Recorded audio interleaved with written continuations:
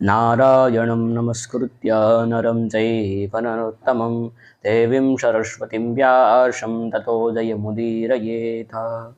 आओ वाला श्रीमद् भागवत એટલે દિવ્ય ભાગવતજીમાં એકવાર સુખદેવજી મહારાજ રાજા પરીક્ષિતને કહી રહ્યા છે, અકામ સર્વકામો વા મોક્ષો વા ઉદારવે તીવ્રેણ ભક્તિ યોગેન યજતે પુરુષમ પરમ।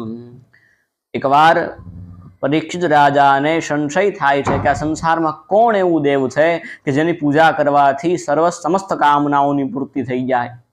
અકામ સર્વકામો વા બધી જ કામનાઓની પૂર્તિ થઈ જાય। કોણ છે?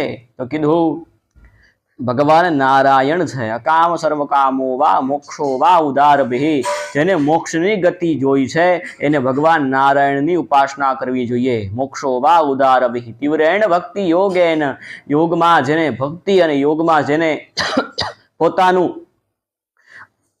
પોતાની ઉર્જા વધારવી છે, જેને પોતાની ભક્તિ વધારવી છે તો એના માટે ભગવાન નારાયણની ઉપાસના જરૂરી છે। તીવ્રેણ ભક્તિ યોગેન યજતે પુરુષમ પરમ કોને ભજવા જોઈએ? તો ભગવાન નારાયણને ભજવા જોઈએ।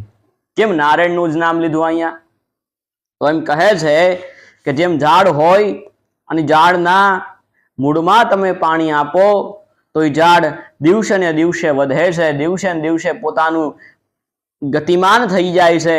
એમ આ ભાગવતજી એમ લખે છે કે જેમ ઝાડ ગતિમાન થાય એમ તમારી ભક્તિ અને તમારા જે પથ ભક્તિનો તમારો જે વિશ્વાસ છે અને વિશ્વાસને અટૂટ રાખવા માટે ભગવાનના કીર્તન સ્વરૂપી પાણી તમારે આ ઝાડમાં ભક્તિ સ્વરૂપી ઝાડમાં નાખવું પડશે।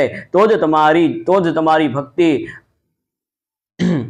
असंख्य संख्याए पहुंचશે, तो ज तमारी भक्ति में सिद्धि आपसे एवं अहींया भागवतजी लखी रह्या छे। ए ज भाव साथे जय हिंद, भारत माता की जय, हरिओम तत्सत, जय द्वारकाधीश। वीडियो पसंद आव्यो होय लाइक करजो, शेर करजो और चैनल सब्सक्राइब करजो। राधे राधे, जय द्वारकाधीश।